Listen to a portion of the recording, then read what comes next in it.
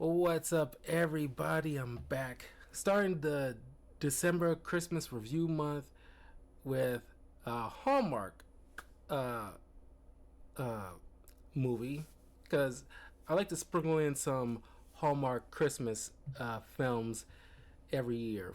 Because even though they're corny as hell, but every once in a while, there's a few that kind of pique my interest that I want to talk about.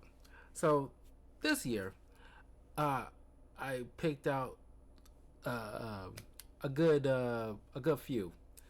This one's called Trading a Christmas, which has an interesting premise. But before I continue, please leave a comment below. Let me know what you guys think. How many Hallmark Christmas movies that you watch every year? Do you have a particular favorite? Because, I don't know. Hallmark Christmas movies are kind of a guilty pleasure. I don't watch them all, but those that kind of pique my interest, despite certain cliches they do or same formula they do, I tend to watch just to see if they every once in a while try to uh, divert at least a little bit of the formula or try to do something unique with that formula that they still probably have to commit to.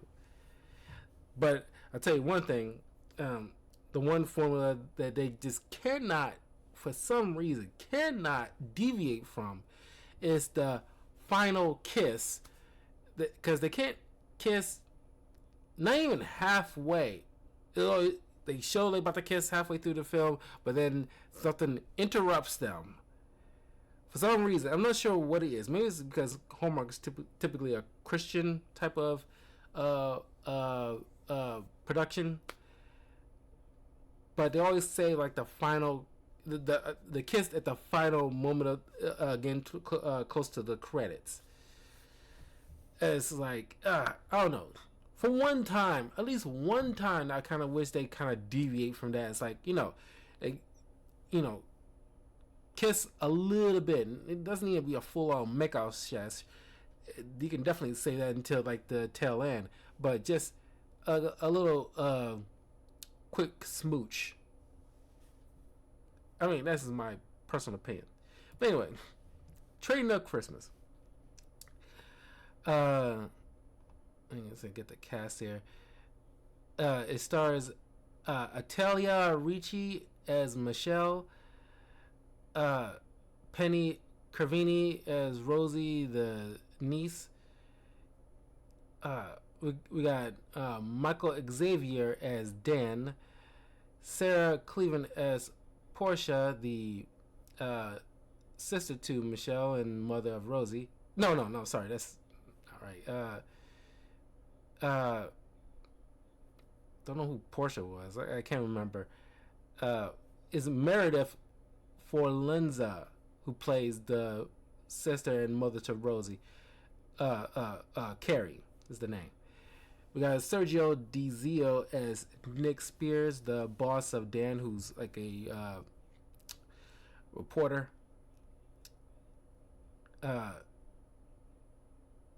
It's probably one of the people being helped out or something. We got Christopher Severide as Jack Batista, but with two S's, who plays Dan's brother.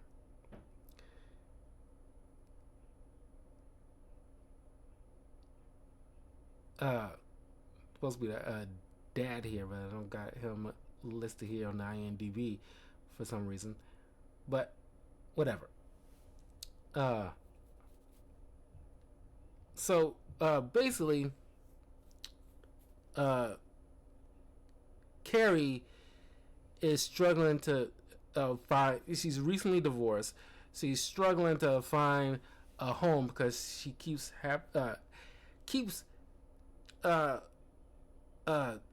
going from apartment to apartment, and she doesn't find it conducive for a stable home for her daughter. She wants a permanent home so she can actually establish roots. So her sister Michelle comes up with this idea because she's really trying to find a home for before Christmas, or at least by Christmas. So Michelle comes up with this idea where, which this is why I put it on the list, because it's not a terrible idea. Where she, puts out on this social media for like this local area where she has this Christmas stocking that's given to her by their grandmother, and it's like this wonderful Christmas stocking. So she decides, okay, we're gonna do trades. I'll give this thing to another person for something bigger, for like a potential big item.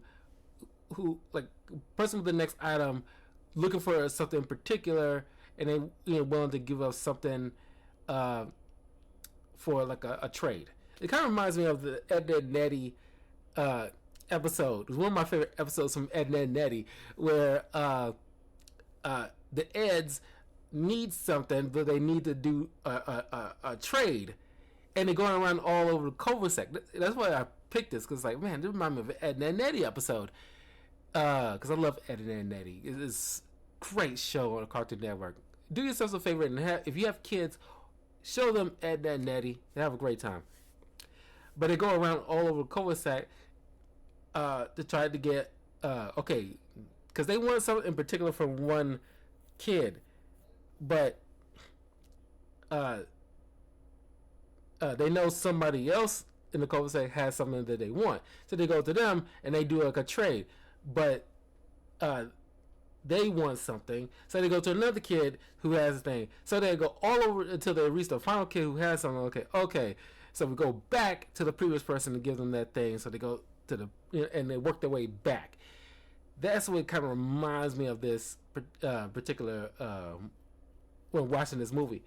So Dan, who works for this like not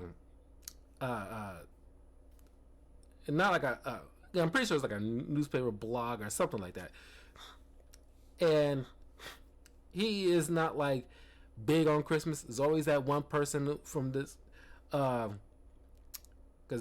when it comes to these, because it's Hallmark, they gotta have some kind of couple thing going on. But this is Hallmark Mysteries. Slightly like Hallmark Mysteries, a little bit more than like the regular Hallmark stuff, because Hallmark Mysteries isn't so in your face with trying to get them to get people together. It kind of left it more organically, while the regular Hallmark stuff, it got like, of course, it still got elements of that, but it seems more thirsty with the other one, where they got some like, oh, he's cute. It's like, oh, you should talk to him. It's like, oh, he's single, It's like, golly, get out of the freaking business, like, But, his boss found out on the social media post that this woman who wants to, Dan is not big on Christmas. There's always that one person in these Hallmark stuff that's not like too big on Christmas, or they're not like, they don't hate it, but it is, not really that much into participating in it. But there's like a big story that seems kind of ridiculous at first, but might garner some views, where this woman who wants to trade up for Christmas for a house. So Dan goes to meet her in the guise of, okay, I will trade my Christmas sweater for, which he got from the office Christmas party that he really don't want it to be a part in.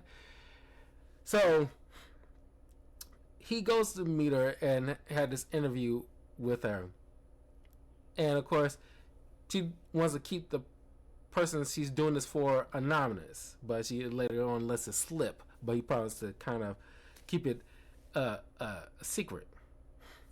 So uh, he thought it seems kind of ridiculous just to, you know, uh, who would do a trade for a house, but he gives the sweater for the stocking. Uh, but then I probably should have written this down. Now I'm thinking about because I've written almost everything else down. Didn't dawn on me to uh, write down what other stuff what was the stuff that was being traded. I remember a few things, but not everyone. Uh, oh, crap.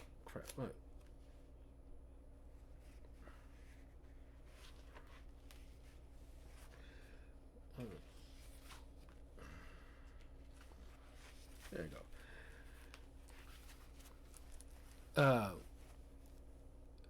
But I know one of them was like a broken. It is with like the tipping point gets to it.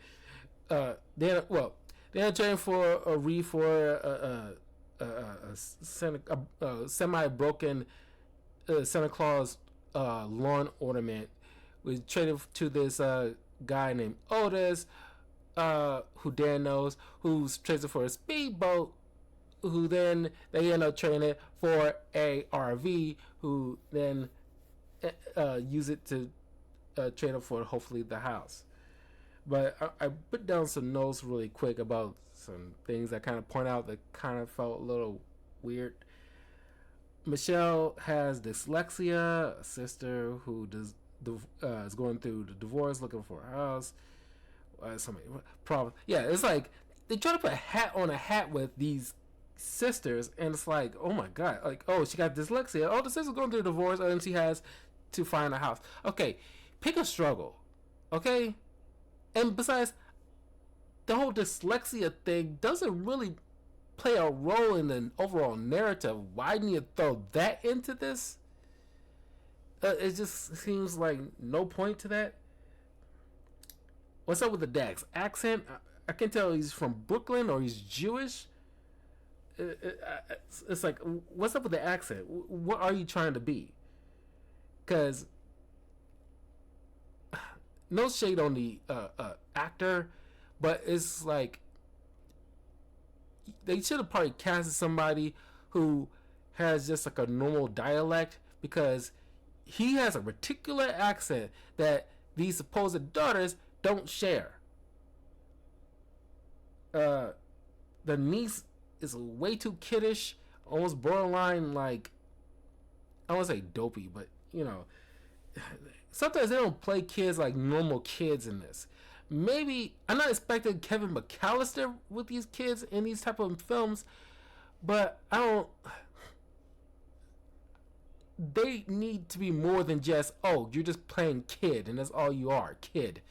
Because it's like, substitute this kid for any other kid is no difference. And it's like, you need to stand out a little bit more and besides, oh, be cute. And that's all you got to do. That is just so lame and just disingenuous for the kid who's being cast in this role. Give something to this kid to do beyond just, I'm cute. And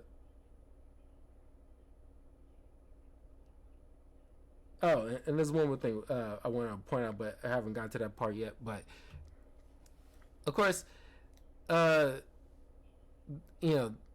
these two, like I said, they're getting close. Typically in these type of Hallmark stuff. However, I do say it's so organic where it's a slow build, so I can buy it more. They actually form some kind of like interest with each other. He's gotten more involved with like Christmas activities, and uh, uh, he kind of grounds her a little bit, because she's, as the sister ends up pointing out when they have that third act fight thing, uh, she is like too overly positive, like everything's gonna work out, and is she's like a little healthy dose of reality, and knowing that it's not all gumdrops and lollipops, you know. Uh, but then it's brought up, which I kind of glad is happened within like the first get into the second act, where it's revealed that Dan's brother is a realtor. However, he and him had like a falling out a year ago because when that mother passed, they had like, you know, issues because when it comes to her property, the brother seems to go home about the money, and they kind of like had like a big argument. It's typical in these kind of things when people like fight over money when somebody passed, which is kind of realistic. But he's hesitant at first to even bring it up, which now I'm thinking about it's kind of coincidental that Dan just happened to be related to a realtor, to a person who's looking for who has a sister looking for a house. But he agrees to meet him, and they talk it over, and he said he'll still look. It's kind of like he established some kind of like a backup plan in case this whole trade thing doesn't pan out by Christmas. But he has his brother looking into it to try to find a spot for for the mother and the daughter. And by the way, they end up the brother ended up meeting with like the sister to Michelle, and they like, you know, I don't know.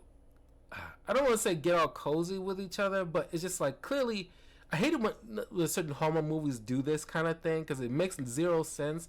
Because the two main leads who clearly supposed to get together and you expect them to get married and stuff like that, was make their respective siblings in-laws. So I feel they cannot have some type of, when they do these kind of things, when like the respective when the couples have respective siblings, those siblings should not be like romantically interested in each other at all, because it'll be like, is this weird? It just doesn't make any sense. You wouldn't do that. But anyway, like things gets thrown out of proportion when Dan's boss finds out who Michelle is doing this for. He takes it upon himself to post it, which, given like the career path they're involved in, he above all else, above anybody, should understand about confidentiality, not revealing sources. So this should have gotten him fired, because anybody who is semi-aware of how reporters operate should be very knowledgeable by the fact that they have sources that more often than not want to remain anonymous. So why would this guy just take somebody else's thing that they're working on and post it? I don't care if it's his boss. It's still unethical. This would have been like consequences for that. There was none. So now, even before we get into it, there was like a thing where the sister got skittish because she doesn't want her daughter to get her hopes up, and if it doesn't pan out, but like the daughter who ultimately got it from the aunt, that it's better to try and fail than not try at all, because that'll be even more disappointing. But when she just got all skittish and wanted to call the whole thing off, Dan takes it upon himself to go visit her and gives this is what I wrote down as the last little point, gives this kind of so-so speech that like I'm not like rallying behind that. Like, but that's supposed to be the most encouraging thing she ever heard from. But it's just like she immediately got convinced. Immediately, it's like, oh, let me change my mind. That's back on now. It's like, okay, what was the point of all that? It's just like you could have took this out. Didn't affect the overall narrative of the story. Personally, it's like it you could have made this like a third act thing instead of the other one, or you can just do one or the other. You can't have both because otherwise one is left pointless, which is this particular speed bump.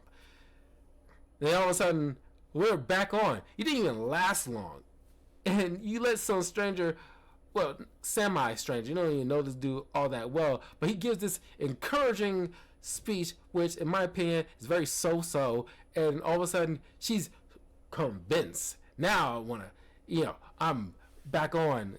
It's like very weird. But then the real third act breakout is when it got posted.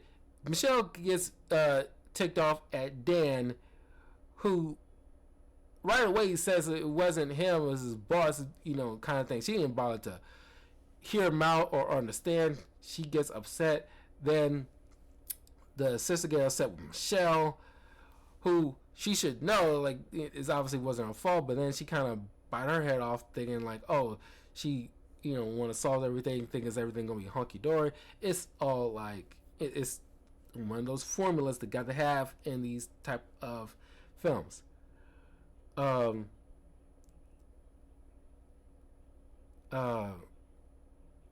Because the sister doesn't want to look like a charity case.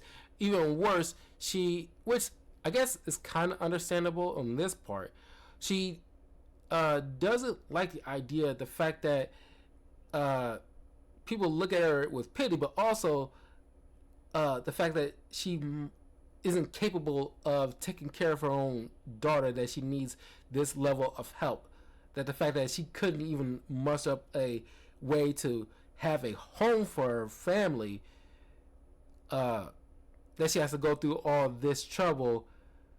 Well, now I'm thinking about it, I understand why she would feel some type of way, because it is a degree of embarrassment. It kind of reminds me of I don't know if you guys remember, it was like a year ago or so, a year or two ago, where this woman who really wants to be in a Tyler Perry production, where she purchases money for a billboard advertisement or something like that, where she like, which is like, I won't say unethical, but it's definitely try to undercut everybody else who's going through the normal process of auditioning and stuff like that to be a part of somebody's production. But you try to do this extravagant thing just to cut in line, essentially. I think she ended up getting it because it got the attention of somebody, like, it caught the attention of Tyler Perry.